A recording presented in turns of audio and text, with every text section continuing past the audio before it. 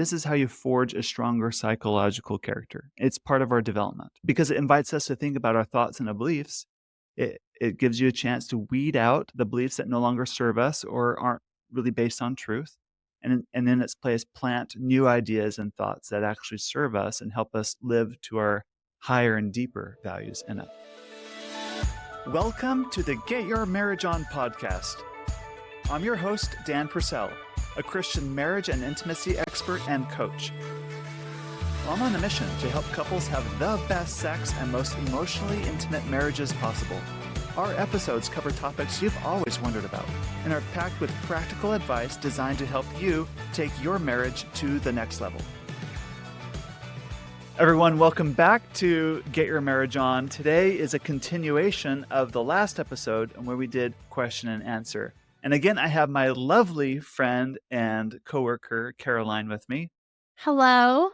And we are looking forward to diving into these great questions that you've asked us together. Yeah, we have some good ones today. Okay, so this one's from a husband's perspective, and it's about using dildos and double penetration and getting some guidance here. So I'm just going to jump into it. He says, my wife and I like toys, and one night in bed, she suggested that she gets a dildo and pop it on the wall so we could engage in double penetration. We had never used a dildo, so I bought one. I wanted it to be a little realistic because I began to enjoy the thought of my wife pleasuring herself with it while I watched, as well as engage in double penetration. It's not a real person, and I just like the visual of it. Since we are both okay with this act, is it okay for us to continue to do, as it doesn't replace me or her? Oh, I love this question. So my initial answer is, go for it. That sounds exciting. Right? A lot Yep. of us wrestle with that. Is it okay to blank? And that's a healthy question to ask yourself. And it's good to ask yourself, is it okay if, this could have been nothing about dildos or double penetration. It could have been about any other sexual behavior they want to try. And I think it's healthy that we ask ourselves, is it okay to?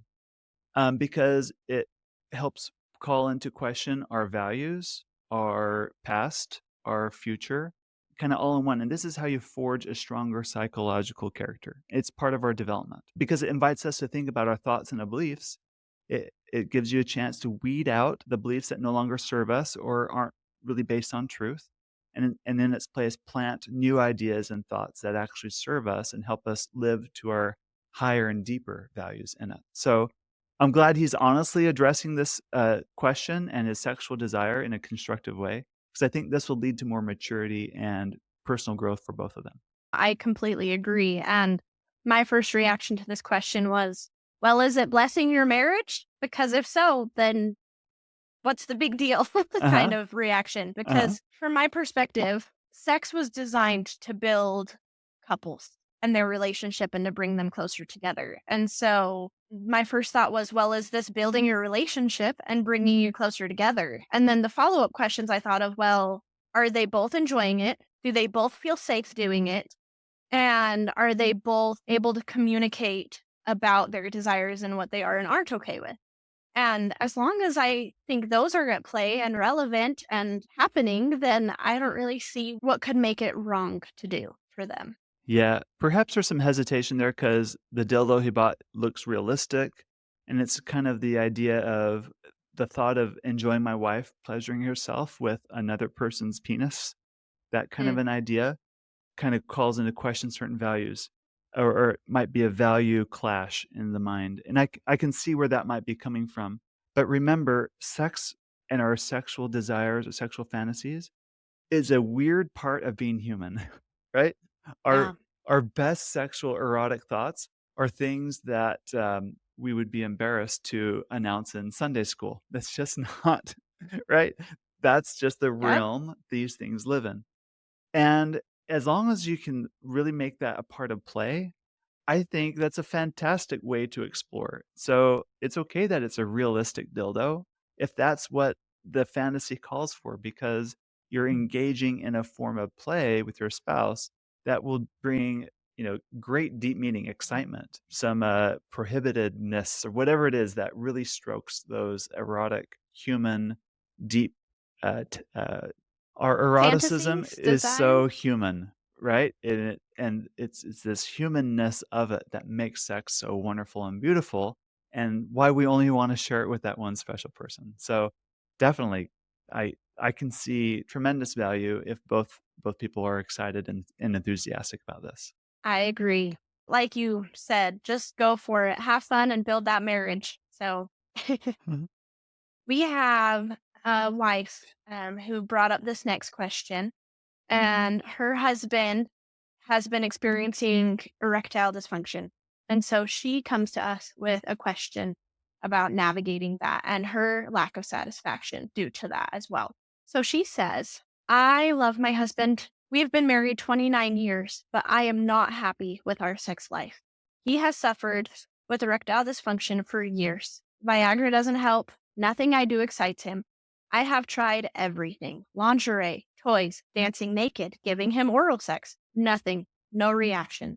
I'm tired of feeling like a failure and undesirable. I'm not ugly or fat either. I don't know how to get him to want me or to get hard enough for sex. Oral sex is good, but I want more, and he won't use dildos on me. He says he feels inadequate and like it's too impersonal. I'm exhausted and unhappy. Yeah, I just want to acknowledge that there's a lot of pain that she's having, and he must be in a lot of pain also about this situation. So Yeah. when partners recognize, "Oh, yeah, you're in a lot of pain with this situation just as much as I am." I can only imagine, like, speaking as a man, in our society, men place high value on their sexual functioning, especially the function of and size and shape of their penis, disproportionately so, right, as we've discussed. Because, in our society, the functioning of their penis is a symbol of their masculinity. And the reality is, we don't have a great sexual education, most of us, and we don't realize that our penis's functioning declines as we age. And even if we are taught this, somehow we believe we're going to be an exception or we're immune to that, and that declining in function as we age applies to everyone else but ourselves. So when it stops functioning, people can freak out, right? A lot of men freak out about it. I'm glad that this person that wrote this question is realizing this has very little to do with her and as much to do with him and his struggle with his own self image around this. It seems like he'd rather avoid sex or avoid anything arousing, like he wants to shut it down in his mind before it even happens, because it's a way for him to save himself from the embarrassment that his member isn't going to do the job like it used to. So for him, in his current frame of thinking, even using a dildo would be admitting he is now obsolete, and his ego just won't let him let go to use the dildo. But of course, he's not the one that wrote the question, right? We got to help the woman out, the woman that wrote the question. So I'd say to her, recognize his sense of loss and accepting his struggle will kind of help you unhook from his performance problems. We often get emotionally enmeshed in our marriages when we psychologically depend on our spouse to be a certain way so that we can be a certain way. We try to control outcomes. Like for her, I've tried dancing, I've tried lingerie, I've tried all these things, Viagra. Nothing is helping him. How can I solve his problem? And she might be thinking, if only he'd not feel bad about his ED and just love me the way I want, we'd be so much happier. Can't he just see how simple it would be if he just take one or two little steps in this direction? It's easy to think that way. It's a common way to think. But that line of thinking often evades personal responsibility in it. Coaching, I think, can be really helpful in this area for this couple because it'll help you recognize areas where you both tend to try to control each other, like she trying to control her husband, husband trying to control her, instead of trying to control themselves. For instance, as a woman, if you were the more assertive personality type, just deciding to use a dildo on yourself when you're together might be a step forward to help break the spell in your marriage. Or learn how to just drop the rope and not make sex and make his sexual performance always a power struggle. And if you can actually unhook from that, you might actually enjoy being intimate together. It might even mean accepting a loss short term that you may not be able to enjoy intercourse the way you would, but it opens you up to enjoying each other's emotional and the meaning developing sections of sexual intimacy that you may have been closed off to because you're too narrowly focused on a particular way of doing things. Yeah. And Oh man, there's so much, but I think taking a moment to pause and step back and realize she can't control him or his erectile dysfunction. It's not her fault. She can't just fix it. And I don't know if this is a terrible analogy, but this is the one I came up with in my head was if her husband left to go to work and he came home with a broken arm, would she go, oh my gosh, that broken arm is my fault. I've got to fix it. And then no matter what she does, she can't fix that broken arm. Only time in a cast is going to fix that broken arm. And in a similar sense, like it's not her fault for the erectile dysfunction. Like you said, there's a lot going on at play. And so no wonder she's exhausted if she's taking on the full responsibility of this ED. And that would Mhm. be exhausting to me. So I think just taking a moment to step back, analyzing those thoughts and beliefs, and realizing she can't control it and it's not necessarily her fault, which is how it sounds like she's framing it. And coaching, I think, could really help to analyze and pull back and understand maybe what thoughts and beliefs are going on here. That's great. The very first lesson in the module in the Get Your Marriage On program is about learning how to take full responsibility for everything on your side of your marriage. And when we focus so much on our spouse's inadequacies and their failings, and in this case, their dysfunction, that hyper focus on someone else precludes us from taking full responsibility for our side of things. And it gets us wrapped up in a cycle that's unhealthy in our marriages. And this can apply to lots of other things too, not just erectile dysfunction. So, one thing that will help you if you're in this situation is to take a step back and ask yourself, where am I not taking full responsibility in this? Or am I taking too much responsibility for something that I don't have control over? Either way is not a helpful outcome for a marriage. By the way, there's no guarantee that this will happen, but individuals in their marriages who start taking full responsibility for their side of the marriage, you usually end up like dropping the rope, so to speak, stop making everything a power struggle, and they learn how to come to more peace with things. It puts pressure on the other spouse then to also step up and take full responsibility for themselves. In other words, if she were to take full responsibility for her sexual functioning in this marriage, there's a really good chance that her husband will step up on his own accord and start to really address his erectile dysfunction. Yeah, as you're both stepping into a place of owning what you're going through and problem solving, there's other solutions out there that you might not see yet. Okay, Dan, I have another one. So this is a husband reaching out asking for some advice after he reacted poorly to discovering some erotic reading that his wife was doing. So he's turning to us for some help and some guidance on navigating the aftermath of what happened. So he says, Dan, I wish I started listening to your podcast before I made a huge mistake. I found years worth of books on my wife's Kindle with very graphic, explicit novels involving group sex. I kind of flipped out and became very insecure. That's when I found you. We still have sex, and it's been great thanks to some of your counsel. But when I confronted her, she felt that I shamed her, and she's right. I didn't understand that fantasies are just fantasies. Now I do. Since I confronted her, she's closed off to talking about sex. I'm sure she's afraid of getting shamed and guilted again, or afraid of my reaction to what she might tell me. I want to repair the damage I caused and be open with her, and her with me. I want to be free to talk about what we want, including all the dirty fantasies. How can I initiate this? Or at least get the ball rolling in the right direction? All right. So, what I'd say to this man is she's not safe opening up about her fantasies now since her interaction with her, in which she felt shamed. But Mm. frankly, she probably didn't feel safe before either. That's probably why she wanted to keep it hidden from you. Like she didn't want you to find out about her graphic novels on her Kindle, probably. Um, and she didn't want you seeing them. So there's that component. There wasn't safety before, and there's definitely not safety after. And for some people, they don't want to share their sexual fantasies with their spouse, right? They're afraid that if they share them, they'll be judged or evaluated for them. So it's safer to keep our fantasies to ourselves and not share them with our spouse. It could also be that they feel insecure about their own fantasies, regardless of how trusting and shame free you could be. In other words, it could be nothing to do with you, and she may still not want to share her fantasies just because fantasies by nature, some of them just make us feel really insecure. I remember I did an exercise, must have been 4 years ago, where I set a timer for 10 minutes and I just wrote free writing without filter and what my sexuality wanted, and a lot of my fantasies came out in that. And I was a little shocked with what was coming out, right? If I don't give myself a filter, what do I wanna do sexually?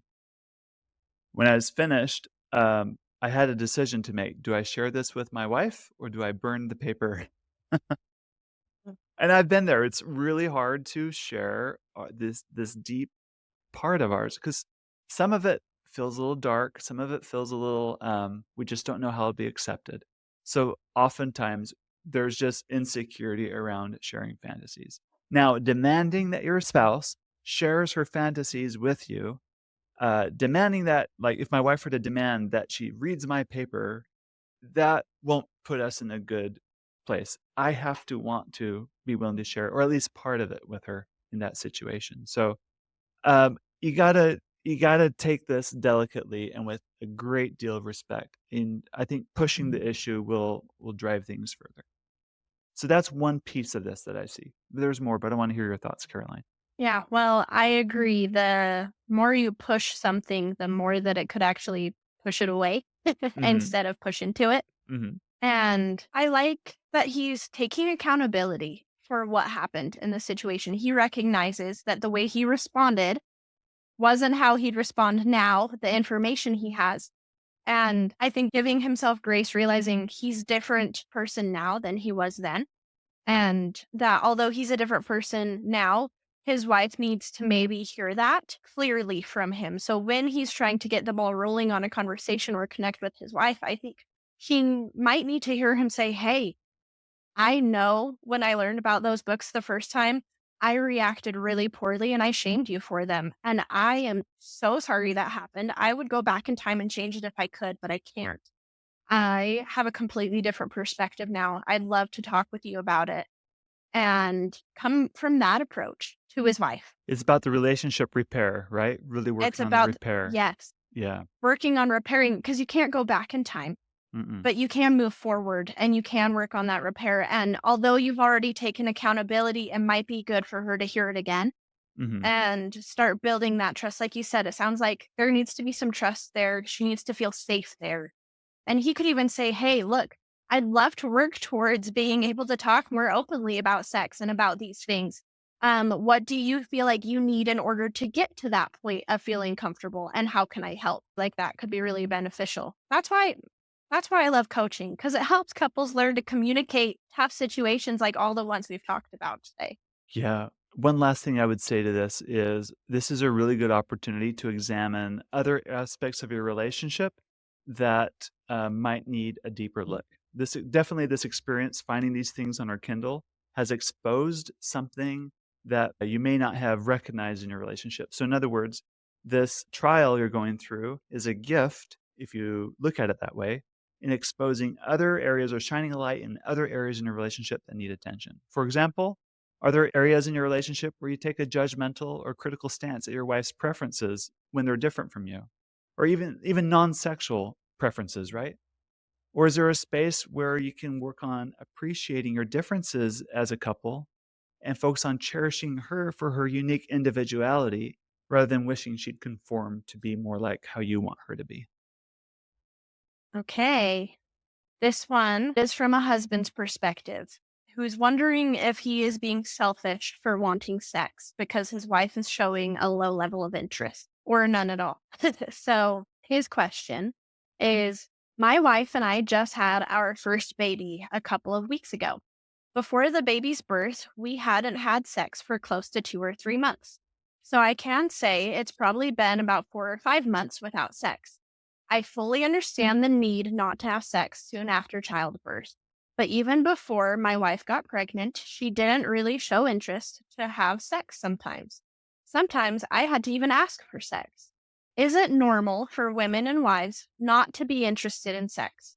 Sometimes I am afraid to bring the sex issue up because it may seem as if I do not consider her needs. Am I selfish? This is an excellent question, and I think it So many people have the same situation, whether a baby is coming or not, where just over time, one person's desire and sex just really goes down while the other person stays constant or even increases, right? So this desire discrepancy is the biggest issue a lot of couples run into in their marriages. And this is what I really address head on in my program. Now, I wouldn't say it's normal or abnormal for your wife to not be interested in sex, as he asked, right? He's like, "Is this normal that she's Hmm. not interested in sex?" I reframe this a bit. We use those terms, but I want you to think about it a little differently. We never just have sex. Humans don't just have sex. We always participate in a meaning. It's impossible to separate meaning from sex. So, a better question to ask is if you can get inside your wife's head, what meanings are at play when we do engage sexually? And are those meanings that are pleasant for her? Are those meanings that are exciting to her? For example, if the meaning in her head is, if I don't have sex with my husband, he's going to stray. Or this is what good wives do. They need to give their husband sex. Or if I have sex with him, then he won't be pouty or angry. Do you see how those are all meanings that are not about her own pleasure? They're not about her own replenishment. They're all about in service of someone else. That's not a meaning we like to participate in. It's not a fun meaning. So sometimes, though, it's good judgment to be low desire in marriage. If I'm married to someone and they are pouty around sex, they feel entitled to sex, it would actually be good judgment for me to not be interested in sex because those aren't meanings that are favorable or enjoyable to participate in. So we can't just blanket say, she should have more desire because the meanings that are in operation have a great deal to do with desire levels. I also want to say it's not the baby. Well, to an extent. Your wife just gave birth, that's pretty incredible, and her body will need time to heal, and if you're breastfeeding and you're not sleeping well, there's gonna be a lot of times sex is the last thing on your mind, and that's perfectly fine. But, that being said, there are many women who actually really like sex, and they kinda miss not having sex during the postpartum recovery period, and they look forward to the time they can get back to it because for them, they find sex so replenishing. It's a time they feel really loved on and doted on, and for once to be served instead of them serving someone else. So it's not the baby, but maybe the problems persisted, and because of the baby, it's exacerbated, it's highlighted the problem that has already been going on. It just magnified it more. So it's a gift. It's a gift in that you can now see the dynamic that may have been more hidden before. Can I just touch on, you said like many women like sex and look forward to getting back to it. And I just want to caution this husband here to not compare his wife to those women in this instance. Yes, some women really do love getting back to sex and really desire it. And I love that you shared that to show that there's no normal when it comes to sex and postpartum and all of those things. What's normal for you is normal for you. It doesn't really translate to any other couple or person. So I just wanted to add in to be cautious, not to compare her to those who have that higher desire and then apply external pressure because she doesn't have the desire that you think she should have because other women do. If that makes sense. Does that make sense, Dan? Makes Did sense. that come out Yeah. okay? Be careful of comparison. Yes. Now, I don't think it's selfish to advocate for something that's better for your marriage. So, in the back of this husband's mind is like, I want it, but I know she doesn't want it. So, if I ask for sex, if I bring it up, does that mean I'm not being considerate of her needs? And maybe it's not being considerate, and you should check yourself on that. But maybe it is being considerate because of the gifts that sex can bring to a marriage union, as long as the meanings at play are positive meanings. So you got to really examine the meanings, the scripts, the ideas and thoughts and beliefs that she has around sex and the ones that you have and how they overlap or collide in this situation.